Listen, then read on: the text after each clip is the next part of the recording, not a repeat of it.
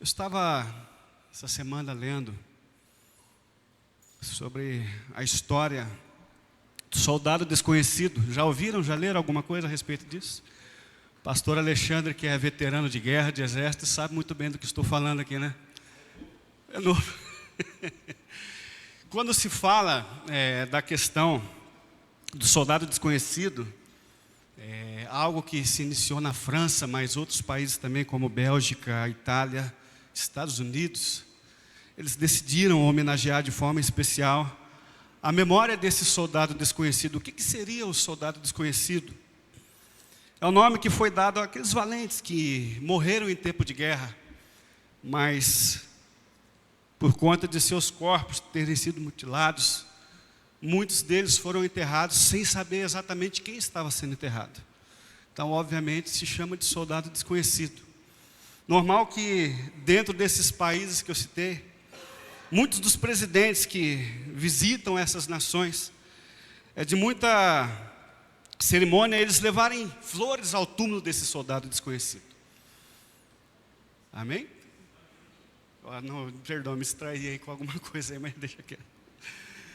E por que será que às vezes existe a honra a uma pessoa desconhecida? De repente, numa parte da batalha, esses homens travaram lutas. E como eu acabei de mencionar, não sabemos às vezes o nome deles, mas foram grandes guerreiros. E muitas vezes nós somos como esses soldados. Por que eu digo isso? Todos aqui se conhecem. Todos aqui sabem o nome de todas as pessoas que estão aqui. Mas muitas vezes nós, no nosso interior, travamos batalhas, lutas. E lutamos às vezes contra nós mesmos, contra medos, contra traumas, talvez feridas que a vida deixou em nós. E às vezes as pessoas que estão ao nosso redor não sabem disso. Quantas pessoas aqui travaram batalhas difíceis na vida? E não digo apenas em questão de uma marca física, mas algo que ficou na tua mente, na tua vida, que te traz dor. E talvez você está numa situação como essa. E observando esse texto, quem foi Jefté? Quem foi este homem que estava diante dessa situação? Um homem que talvez carregava pela sociedade, não por ele mesmo, uma marca terrível. Porque ele era filho de uma prostituta. Talvez as pessoas que olhavam para ele enxergavam somente o fato dele ser filho de uma prostituta. Tanto é que o texto também um pouco antes, eu não li, mas você pode acompanhar depois, que os seus irmãos o expulsaram de sua casa pelo fato de ser filho dessa mulher. E de repente Jefté, ele é levado a sofrer acusações de formas ruins, um julgamento errado por conta daquilo que ele estava sendo. Simplesmente por ser filho de uma prostituta. Quando ele se afasta de seus irmãos, de sua família, o texto também vai dizer que ele começa a viver no meio de homens levianos. Mas em nenhum momento ele permite que o seu caráter seja abalado por essas questões. Ele mantém a sua postura, o seu caráter, a sua fé. E infelizmente a nossa sociedade hoje tem o costume de julgar muito uma pessoa, ou por quem ele é, ou de repente pelo pai que ele tem. Infelizmente, desculpa usar essa expressão aqui, mas tem muitos filhinhos de papais aí assim que dizem, né?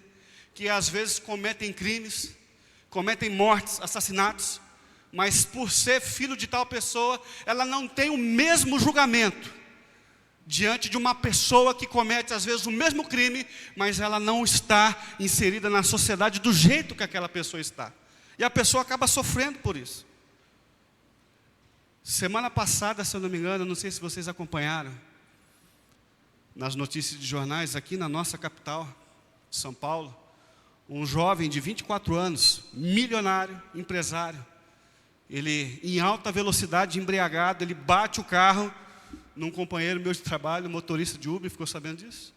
E esse motorista do Uber veio a falecer nesse acidente. Os policiais chamaram ali a família dele, a mãe dele esteve presente, E o policial ordenou que a mãe levasse ele para o hospital, para que pudesse ser feito todos os exames, comprovado tudo. A mãe simplesmente pega o filho, tira daquela cena lá e não leva para o hospital. E no outro dia a reportagem diz que a mãe disse que tomou um remédio forte porque estava nervosa, acabou dormindo junto com o filho e não fizeram o exame. E diante da constatação da polícia, tudo que ele estava embriagado, como não foi feito dentro de 24 horas, ele foi absolvido. Simplesmente por ser uma pessoa de posse. Uma pessoa que tem uma mãe que tem uma influência. Aí eu digo, se fosse uma pessoa pobre que tivesse feito isso, estaria tendo o mesmo tipo de tratamento? Ou se de repente nesse momento já estaria aguardando julgamento dentro de uma cela, numa prisão? Me entenda, irmãos, em nome de Jesus. Eu não quero atacar ninguém, nem partido, nem nada. Mas recentemente o presidente Lula estava falando numa convenção de mulheres, dizendo que é inadmissível e a atitude mais forte que pudesse ser diante de uma pessoa que agredisse uma mulher. Essa semana o filho dele agrediu a esposa. Fisicamente e verbalmente. E a palavra dele que se fizesse algo contra o filho, ela iria sofrer todas as coisas possíveis. Não estou atacando nada de política, me entenda. Mas às vezes as posições faz com que a gente enxergue as coisas do lado errado. Jefté foi julgado com desprezo por diante de uma visão da sociedade. Talvez ele ter uma desvantagem na sua vida. Que tipo de desvantagem seria essa? Talvez como muitos de nós, como estou dizendo, irmãos, a visão da sociedade.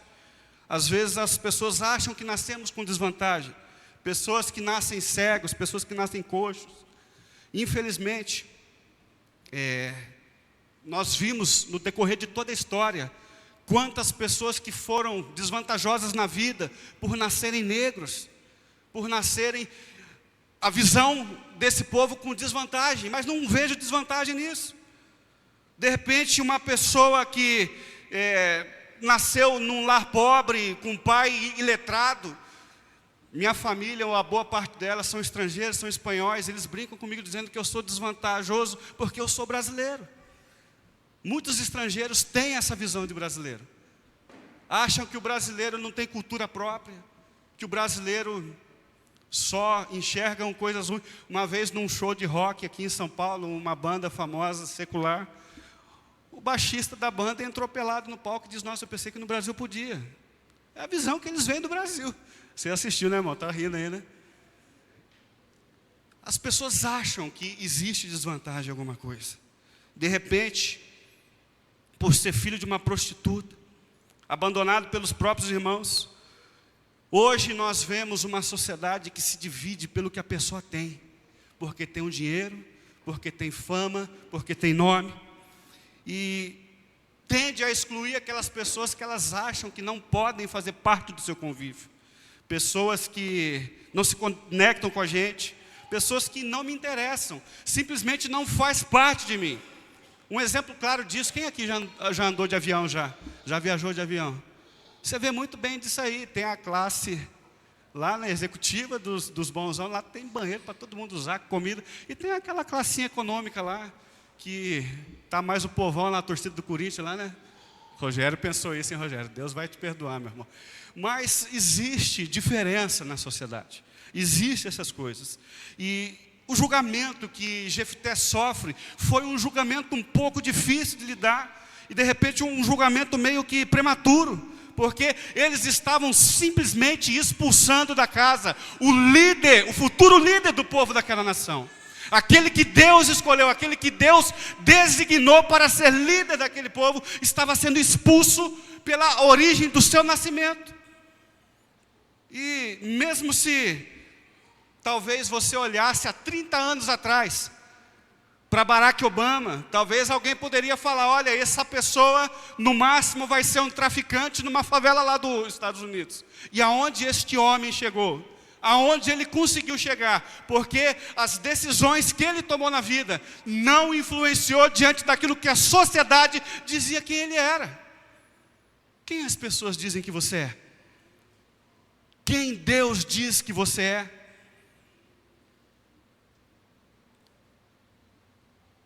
Meus queridos, lendo uma vez um livro falando sobre a história de Albert Einstein, creio que todos aqui sabem de quem eu estou falando.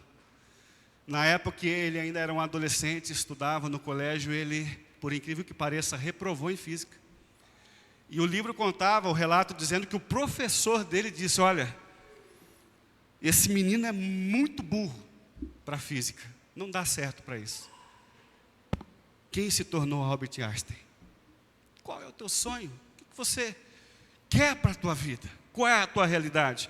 Eu, quando era adolescente, ainda nos meus 15, 16 anos, o meu sonho era ser um grande jogador de futebol.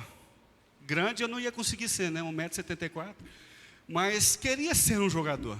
E as pessoas falavam para mim: olha, quem nunca te viu jogar bola na vida, acredita que você não será um bom jogador. E eu perguntei: quem viu? Tem certeza. Mas há coisas que acontecem na vida. Aí uma pessoa uma vez falou para mim: você é uma pessoa que tinha tudo para ser um grande jogador, mas as drogas atrapalharam. Eu falei: meu irmão, nunca fui usuário de droga. As drogas da tua perna, meu irmão. Então, sai desse negócio que não é para ti. Mas Deus determina quem nós somos. Deus está rindo da gente. Esses dias aí, eu abri um parênteses aqui, eu levei alguns adolescentes para fazer um jogo de futebol, e como não consegui completar o time com os adolescentes, levei alguns jovens. Meu irmão, o Everton é um grande baterista. Deus te abençoe, viu, meu irmão? Grande baterista, e Deus te chamou para esse ministério. Aleluia. Próxima vez eu vou levar o Rogério, para ver se salva o Vitor, rapidinho saiu fora, né? Mas as pessoas às vezes julgam por aquilo que aparentam, ou por aquilo que eles querem. E Jefité estava sofrendo isso. Mas a questão é que Deus, Ele jamais rejeita aquelas pessoas que talvez estão sendo rejeitados pela sociedade. Talvez Deus, Ele pega aquele barro que foi jogado fora, molda ao seu favor, e Ele faz um grande líder de uma nação. Coloca em lugares aonde jamais imaginou estar. De repente você hoje está nessa situação, como os barros, na mão do Criador. Deixa Ele te moldar e fazer como Ele quer. Jesus mesmo, Ele disse: olha, alegrai-vos quando vos rejeitarem, perseguirem, aleluia, porque quando disserem todo mal contra vocês, o vosso galardão no reino dos céus é grande, é enorme. Isso foi Deus que preparou para nós. E diante de todas essas acusações, esse julgamento precipitado, eu gostaria de trazer algumas lições para nossas vidas. Conselhos básicos diante daquilo que Jefté viveu e que a gente pode colocar em nossas vidas para que a gente possa ser abençoado pelo Senhor. Irmãos, eu estou vendo pessoas olhando ali para o relógio, olhando para mim. Relaxa, irmãos. O Rogério me deu o conselho uma vez, eu segui, e falou assim: irmão, não vem pensando em futebol na igreja não. Você vai sair daqui, você vai ver que seu time ganhou. Quase que foi uma profecia isso, porque toda vez empata. Mas, estou brincando, viu? Mas porque falaram para me pregar 15 minutos, mas eu vou passar 2 minutos a mais. Mas Deus é fiel. Não se deixe arrasar pela circunstância da vida pelas quais você não é o responsável. Jefté, ele não se limitou pelo simples fato das pessoas olharem para ele e enxergarem ele como filho de uma prostituta. Tem um francês, poeta, aliás, ele é inglês, Francis Bacon, o nome dele, ele diz assim: ó, não se pode negar que elementos externos influenciam nossas vidas. Favores, oportunidades, mortes, ocasiões apropriadas, mas o molde básico do destino de cada um está em suas próprias mãos. Não interessa o que você viveu, da onde você veio. Infelizmente, tem pessoas que falam: olha, nasceu numa favela, vai ser ladrão. Quantas pessoas você conhece que nasceram em famílias pobres, às vezes até em condição miserável, e são grandes homens, grandes mulheres de valores, porque não deixaram que a circunstância da vida influenciasse na decisão que eles tomaram na vida. Há pessoas que julgam e dão desculpa para isso: olha, roubei porque meu pai era ladrão, eu fiz isso porque não tive chance de estudar. Isso é uma mentira. Todos nós temos condições de tomar decisão sobre as nossas vidas. E principalmente quando nós colocamos Deus no nosso coração. na nossa frente, com certeza o plano dele é muito melhor para as nossas vidas. Não permita que as circunstâncias sejam determinantes para o seu futuro. A vida, ela nunca vai te derrotar, se no momento você chamar a Deus para vir à tua frente e lutar com você e dizer: lute com ânimo, vença com ânimo, batalhe com ânimo, afinal tenha bom ânimo, eu venci o mundo. É a palavra do Senhor para nós. Muitas pessoas que hoje dão palestras, estava vendo um médico uma vez dando palestra, saiu do meio de uma favela, diante dessa sociedade falida, poderia ser um próximo traficante, mas ele decidiu que a vida dele seria diferente. Ele decidiu que ele não aceitaria isso para a vida dele. Isso foi o que Jefté fez. A maioria das pessoas, às vezes, está presa à sua sorte. Acham que não conseguem coisas porque tem algo na sua vida, uma característica que às vezes deixa a pessoa triste. Eu sonho tanto com o casamento, pastor, mas eu não vou conseguir casar porque eu sou feio. Irmãos, esse ano completo 19 anos de casado. Deus é maravilhoso. E eu tinha cabelo ainda quando eu casei, viu? Tem pessoas que estão aí na luta aí, ó. Uma vez uma pessoa falou para mim: pastor, eu tenho nariz grande, está difícil. Falei: meu irmão, se alegra, você faz parte, faça um voto com o Senhor, seja um narizeu de Deus e Deus vai te honrar. Deus é fiel, irmãos, Deus é bom. Seja separado em nome de Jesus.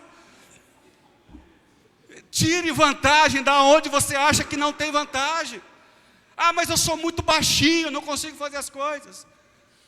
Para os mais veteranos aí, acredito que aqui só o irmão Sérgio, o Rogério, pastor, vai saber do que eu estou falando, porque a gente gosta de futebol, né? Não estou chamando de velho, mas na seleção do México, um dos goleiros que mais se destacou numa Copa do Mundo, chamado Jorge Campos, lembra disso? Ele era um pouquinho maior que a Fátima, irmãos. Não estou dizendo que a Fátima é baixinha, irmão, não é isso. Mas diante das pessoas que vêm, como que uma pessoa de 1,60 m e pouco pode ser goleiro? O melhor goleiro da Copa do Mundo. Pode pesquisar o que eu estou falando. Sou baixinho, qual o problema? De repente você pode se dizer: olha, eu sou filho de ladrão, não sei, eu sou filho de uma prostituta, eu sou filho de pai alcoólatra. O seu papel é mostrar que as forças, talvez de um destino cruel, não prevalecem sobre a tua história. Deus escreve a tua história, Deus decide a tua vida. Nada das circunstâncias em que você vive pode ser forte o suficiente para te levar a viver dentro desse quadro. Ainda que as pessoas te apontem e te acusem, saiba quem é Deus na tua vida. Ele te chamou, Ele te deu um novo nome. Diz: olha, eu sou contigo. Eu é que sei os planos que tenho sobre você. Aleluia. Quando Deus honra, não existe ninguém que possa desonrar, meus queridos. Aleluia. Não seja um Jefté de braços cruzados. Tome uma postura na tua vida. Quem se lembra da história de Ana? Quanto essa mulher sofreu, mas foi honrada por Deus, porque sabia quem era o Deus que ela servia. Davi passou talvez a mesma situação, antes de ser escolhido por Deus como rei de Israel. Sofreu rejeição de sua família também. Mas Deus estava vendo Davi assim como Deus te vê, assim como Deus te chamou, assim como Ele te designou para a obra que Ele colocou em tuas mãos. Em nome de Jesus, creia nisso. Não despreze jamais o tempo de exílio da tua vida. O que você tem aprendido, talvez com esse tempo na tua vida?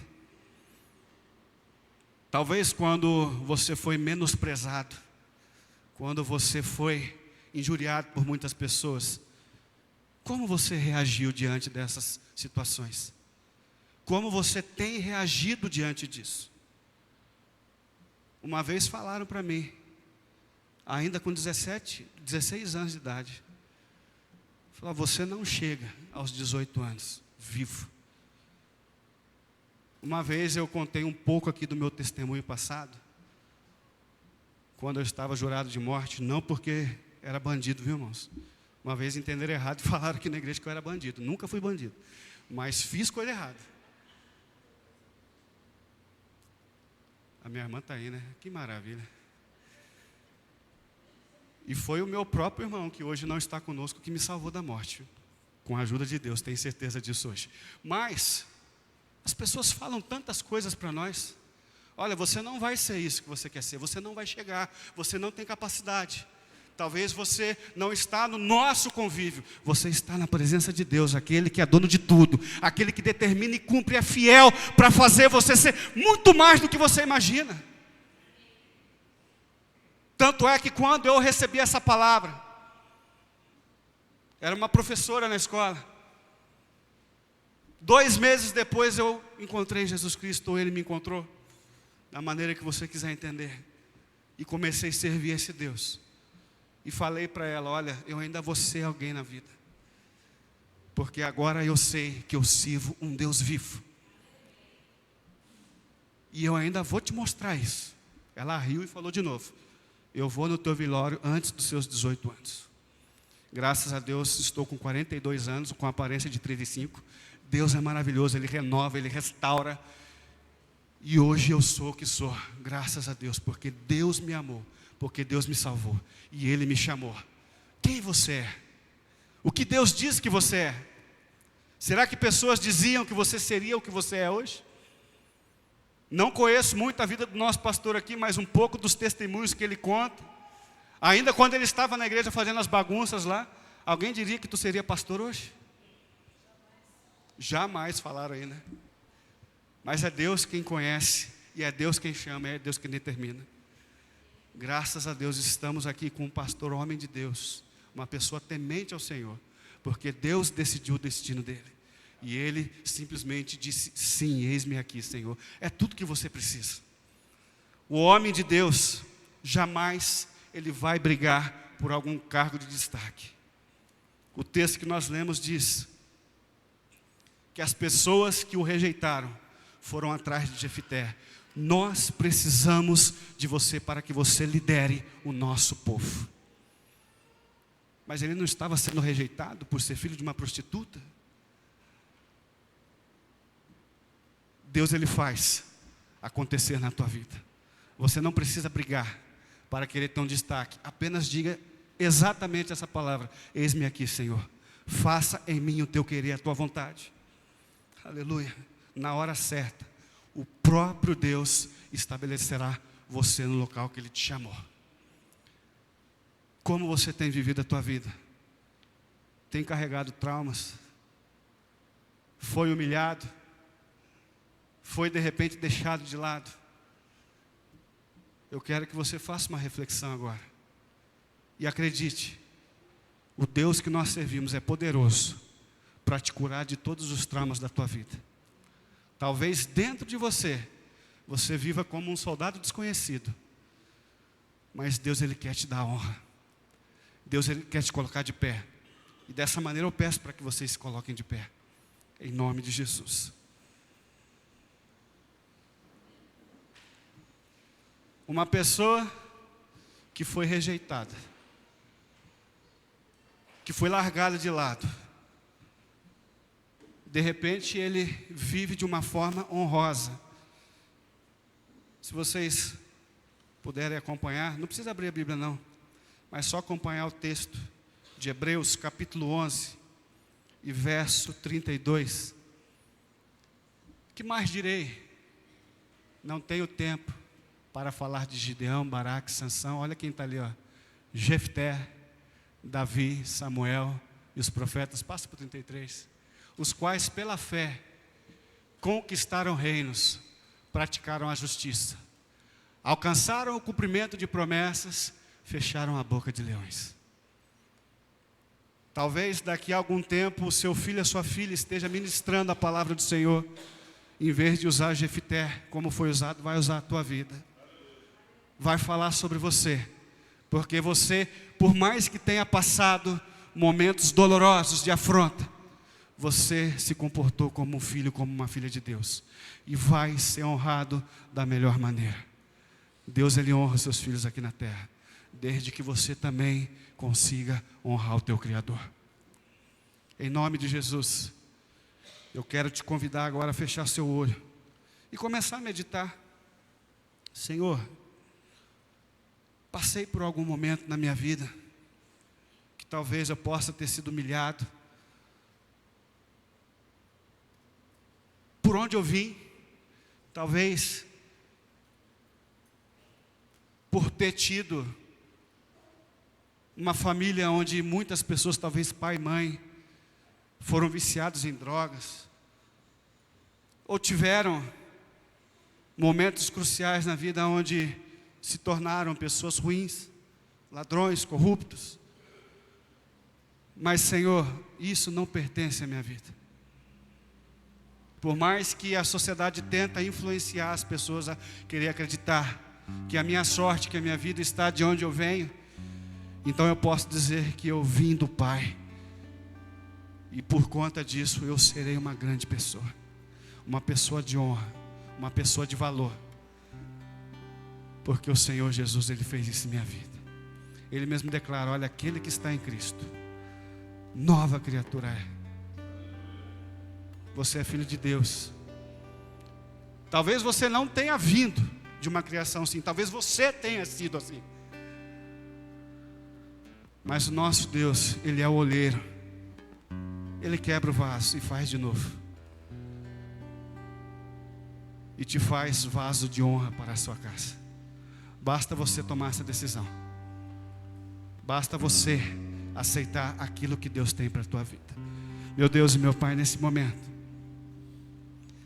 eu quero agradecer a Ti, Senhor, porque o Senhor nos amou de uma maneira tão grande. E o Senhor nos chamou para a nossa obra. Meu Pai, creio que muitas pessoas têm traumas em suas vidas. Traumas familiares, julgamentos incorretos. Talvez pessoas que nem se sentem parte, Senhor, de uma sociedade, porque são excluídas. Por talvez apresentarem defeitos físicos. Ou por talvez, Senhor, não participar da elite social. Eu quero pedir a Ti, Senhor, que entre, Senhor, no interior dessa pessoa. Que ela possa aprender com essas lições de Jefté. E saber, Senhor, que nada disso define quem nós somos. Quem define o que nós somos é Tu, Senhor. Nós somos Teus. Nós somos Tuas criaturas, ó Pai. Filhos amados de Ti. Tu és o nosso Pai, Abba Pai. Em nome de Jesus. Meu Pai, eu peço a Ti, Senhor, que seja quebrado agora, Senhor, todo pensamento contrário.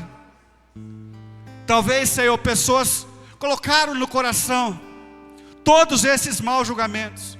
E hoje sofrem, Senhor, preconceitos, complexos de inferioridade. Mas em nome de Jesus, nesta noite está sendo quebrado. Nós sabemos que nós somos nação santa, sacerdócio real. Aleluia. Filhos amados do Deus Pai. E é o Senhor quem decide quem nós somos. E eu creio que no nosso meio existem muitos Jeftés, pessoas que foram levantados para ser líderes. Líderes dentro da sua casa, líderes no seu trabalho, líderes na escola, líderes na sua rua, líderes na igreja, que vão honrar e engrandecer o Teu nome pelo testemunho. E saber, meu Pai, que Tu nos ama. E o Senhor nos formaste para a Tua glória. Nós queremos viver, sim, Senhor, para glorificar o Teu nome. Obrigado, Senhor, porque o Senhor é quem faz isso. Quebra o vaso e faz de novo. Em nome de Jesus.